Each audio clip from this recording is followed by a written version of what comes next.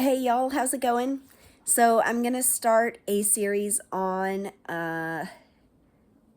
dating. I know that's something that lots and lots of people have already addressed, but I do think I have helpful insights that have not been addressed.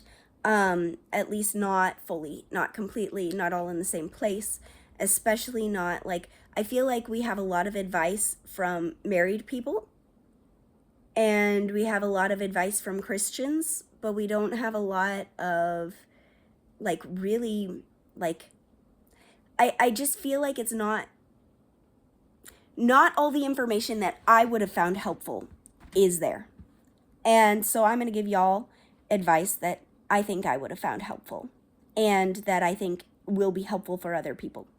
And so I'm going to do that. I'm going to give y'all advice. I obviously, some disclaimers. I'm not married.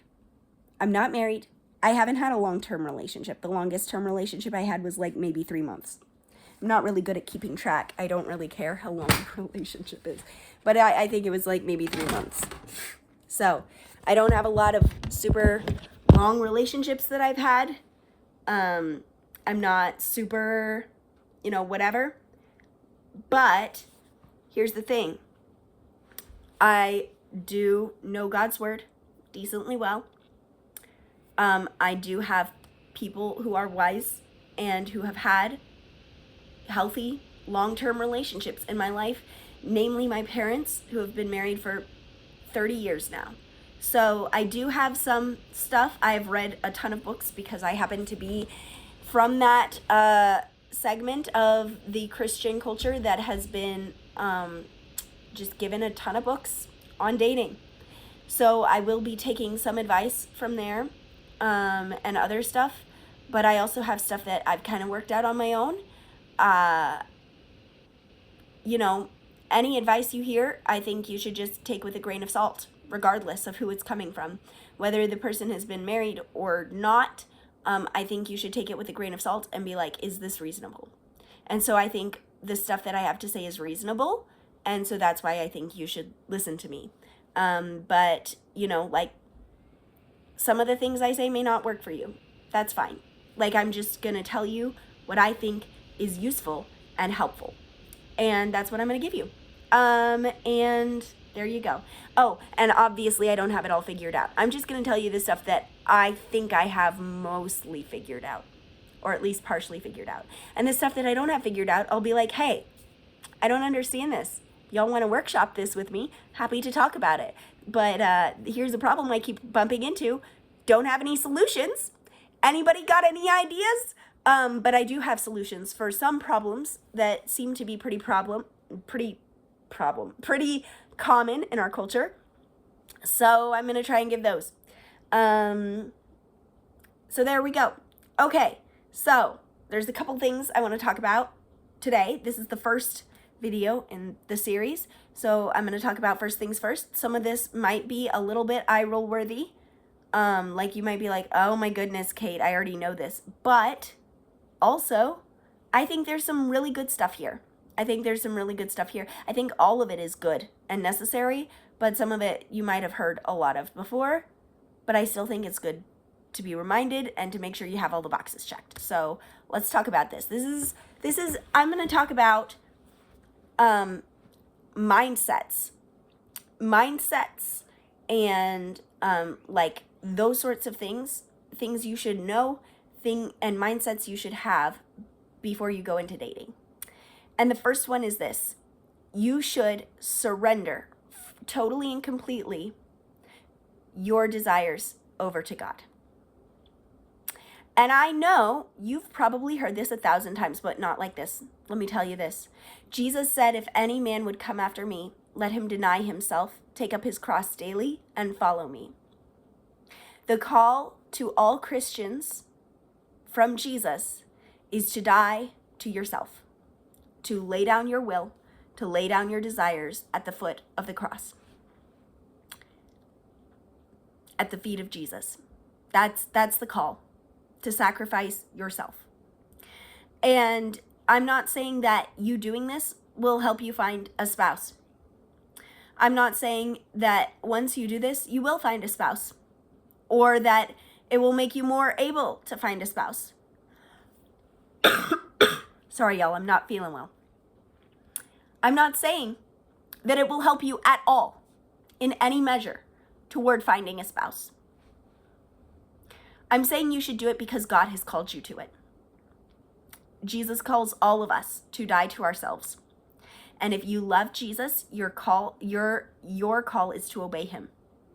Jesus said, if you love me, you will obey my commands. That's what we're called to do. Not because we're looking for some sort of gain. You want the reward? I'll tell you what the reward is. Treasure in heaven. That's what the reward is. The reward is getting a closer relationship with God. Getting closer with him.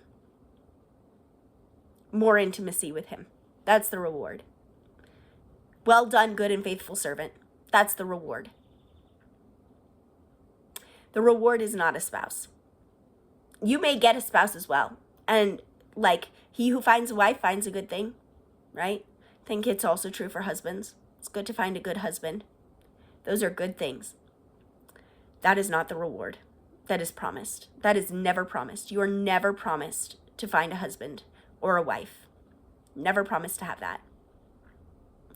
And so I know it's really common to hear from these people, once I let go of all my hope to find someone, or once I let go of all desire to find someone, or once I surrendered my will to God, then I found him, then I found her, and then blah, blah, blah, and everything worked out. That's great. It's not my experience, not the experience of a lot of people I know. So, it can be true for some people. And it's also true for some people that they never surrender their will to God. It's true for some people that they never choose to put God first. And they still find a spouse. And they still have a decent marriage. You know? But regardless, your call is to surrender to God. That's the call.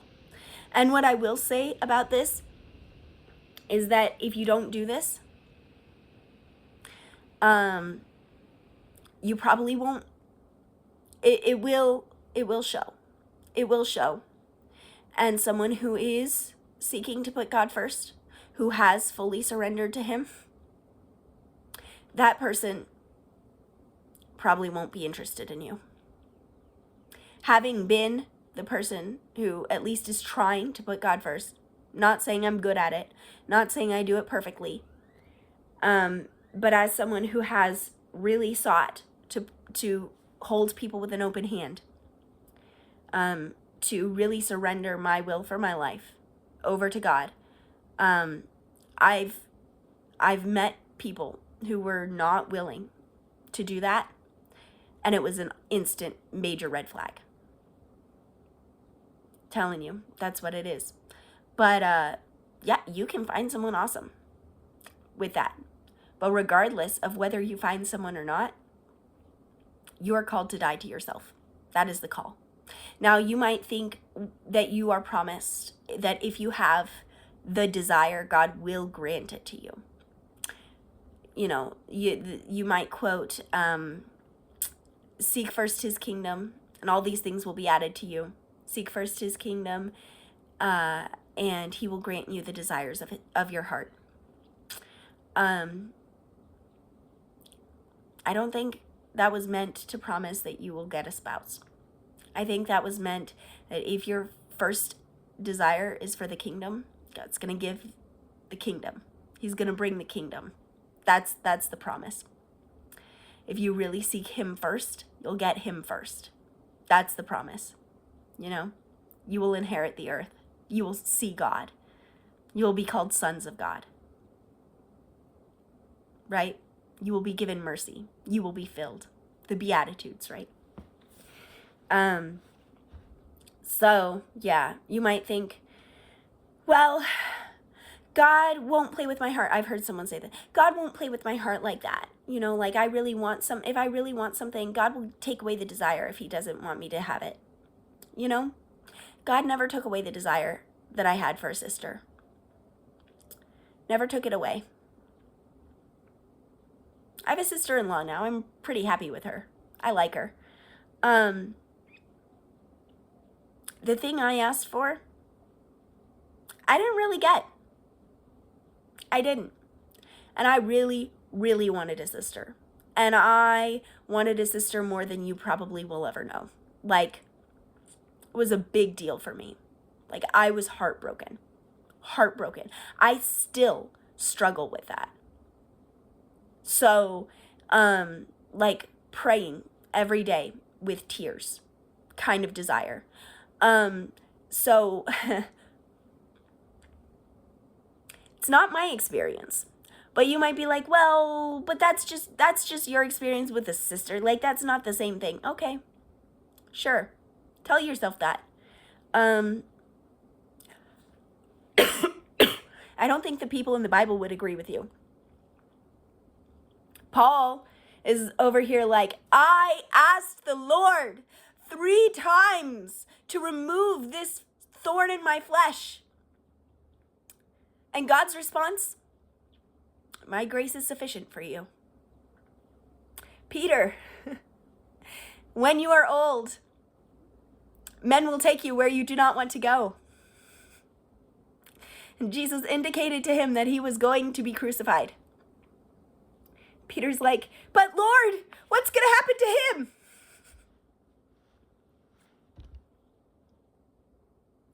He's like, don't worry about that. What's that to you? Follow me. That is the biblical teaching. You know, Rachel longed for children. More than that, she longed for the love of her husband. More than that, she longed to have her husband's love alone. And yet she had to share her husband with her sister all the days of her life that she was married to her husband. And with concubines, one that she gave to him. She never felt fully loved by him. At least that's what it looks like. Now, Rachel may not have loved Jesus fully, so maybe she's not a good example. Sarah was 90, or is it 99? I think she was 90 when she had a child. 90. It's a really long time to wait for a son. You know? You might think God is messing with your feelings. Maybe you need to see it from his perspective. Maybe he's doing something bigger than you think. Yeah, and there are lots of people who really loved Jesus who God did not grant a spouse to. I can think of Amy Carmichael. She's a personal hero of mine. Amazing woman, lived an amazing life for Jesus, never got married. I have an aunt who's been a missionary pretty much my whole life. Always longed for a husband, never got married. I know multiple other women, met multiple other women, never got married. Beautiful, charismatic, fun, Jesus-loving women, never got married. There are men, too, I've met, never got married. And so you are not promised a marriage. You are not promised children. You are not promised a sister or a brother, at least not in the sense that I was looking for. You are promised Jesus. You are promised the Holy Spirit. You are promised the Father. You are promised the kingdom. You are promised family in him, life in him, redemption. That's the promise of God. So that's the first thing. That's the first thing I'm going to tell you. No promises toward marriage. None. I make no promises that you will get married by doing this, that it will help your chances at all. Make no promises about that. So that's the first thing. Second thing, I think it is very important for us to be open, well, to know, first and foremost, none of us is entitled to a relationship. It kind of goes with the first one. None of us is entitled to any kind of romantic relationship. We're not. We're just not. And so you may like someone, you may want a relationship with someone, you may think you're perfect for them. You may think they're perfect for you. You're not entitled to it. Boy, girl, man, woman, don't care. You're not entitled. You're not entitled to that relationship. You're not entitled to any kind of romantic relationship at all. Doesn't matter what you do. If you do all the right things or you do none of the right things, you are not entitled to a romantic relationship. All relationships are gifts from God, and they are gifts. Nobody is entitled to them. Nobody. Another thing, it's very important to keep in mind, in my opinion, you're not going to be everybody's cup of tea. Not everybody's going to be yours. I'm not everybody's cup of tea. Not everybody is my cup of tea. That's okay. It's okay to be rejected. It doesn't mean there's anything wrong with you. I mean, there are things wrong with you. You're human. But, you're fallen. But nothing irredeemable. It doesn't mean you're not a catch. It doesn't mean you're undesirable. Just because one person or many people don't desire you doesn't mean you're undesirable. It just means you haven't found the person that God has for you, if he has someone for you. And if he doesn't have someone for you, it also doesn't mean you're undesirable. It doesn't mean that there's something that is broken in you that's not broken in other people. That it doesn't mean that. There's nothing in there about that. Now, it's possible that you may have flaws in you that are driving people away. That is possible. But it's not necessary. It's not a necessary conclusion to come to just because you haven't found the person that you're looking for, or don't find the person that you're looking for. Never find the person you're looking for. It doesn't mean that you're undesirable or less than in any way. It doesn't mean you're less spiritually mature. It doesn't mean anything about you. So there's that. Another thing that is important. Sometimes God is a weaver. He weaves people's lives in and out through time. And sometimes he weaves your life together with another person's for a short time. And then your threads go in different paths. Who can explain the mind of God? Who understands his ways? His thoughts are higher than our thoughts. His ways are not our ways. He's above us. We don't understand him. But sometimes you will have relationships, whether they are platonic, just friendship relationships, or romantic relationships, that are kind of like Tom Bombadil and the Lord of the Rings. He kind of pops out of nowhere. You see him a little bit. He's great. You have a great interaction with him. And you split and never see him again this side of heaven. Sometimes that's the way it is, and that's okay. It doesn't mean there's anything wrong with any of the people. It doesn't have to be a fault. There does not need to be a fault for a relationship to end. Sometimes relationships just end, and that's okay. It's okay for a relationship to end. It doesn't have to be a fault for anyone. It doesn't mean that there's something wrong with anyone. I mean, there are things wrong with everybody, but it doesn't need to be a particular thing. It's wrong with anyone. It could be that you and this other person, you're called to different places. You have different callings that are just incompatible. It could be that God has just set you aside for different people. Or maybe God is calling one of you to singleness, or both of you to singleness. You never know. But if a relationship ends, that's not necessarily a bad thing. In fact, if it does end up ending, it's probably a good thing. It's God's will is done in the earth. It is all in his hands. You should rest in that knowledge, that it is all in his hands. He is sovereign. He knows what's going on.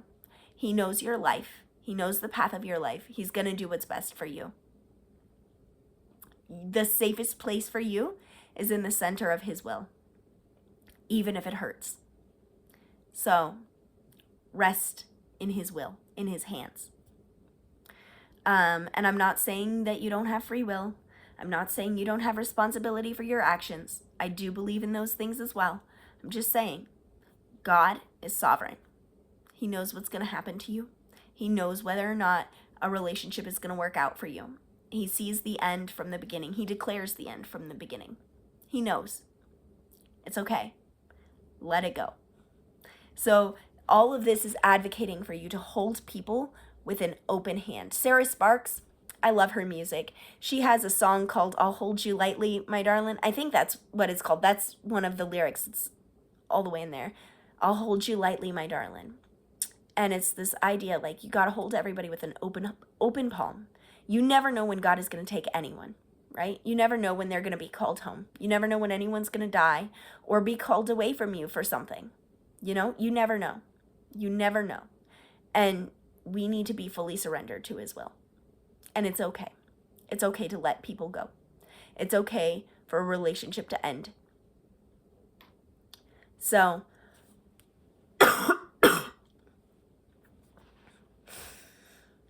I guess the thought process here is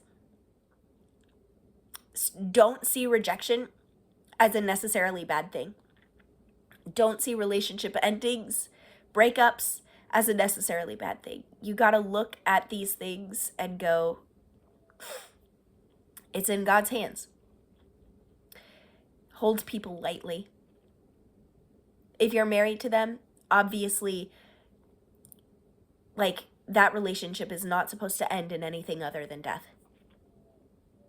It is not. But dating relationships, they're kind of designed to end. The whole purpose is to figure out if you want to marry them. And most people you don't want to marry.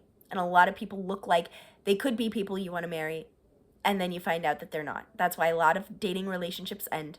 That's the nature of a dating relationship. So unless it leads to marriage, it's going to end. And chances are it's going to end. That's the higher percentage. It's okay. Let it go. Let it go. You don't have to marry everyone. You're only looking for one person. One person. That's it. So that's my advice. Surrender to God's will. Remember, you're not everybody's cup of tea. Remember, it doesn't have to be anybody's fault for a relationship to end. I mean, if it's a marriage, obviously, there's going to be actual fault there, because it shouldn't end unless someone dies. But otherwise, like, it doesn't have to be a fault. It can just be a thing. Like, it didn't work, you know? Could be a charisma thing. You never know. Chemistry. That's the word I was looking for. Yeah, and you're not entitled. You're not entitled to a relationship. So let go of the need to control your life. Let go of the need to grasp. You can really like someone, but my encouragement to you is that if they're not promised to you, if you're not at that stage in your relationship, especially hold them with an open hand. Especially. Everyone you should hold with an open hand, but especially those people, hold with an open hand. Do not. The Bible says, above all else, guard your heart, for it is the wellspring of life. We need to be careful about who we give our hearts to. My best friend, she says, like, your heart can be kind of like a bear trap, and its desire is really to close on someone, just like that, you know? And so a big struggle in dating is to not let your heart bear trap close on someone before their time. Do not awaken love before it's time. You gotta do things in a measured approach. So that's my advice. That's my thought.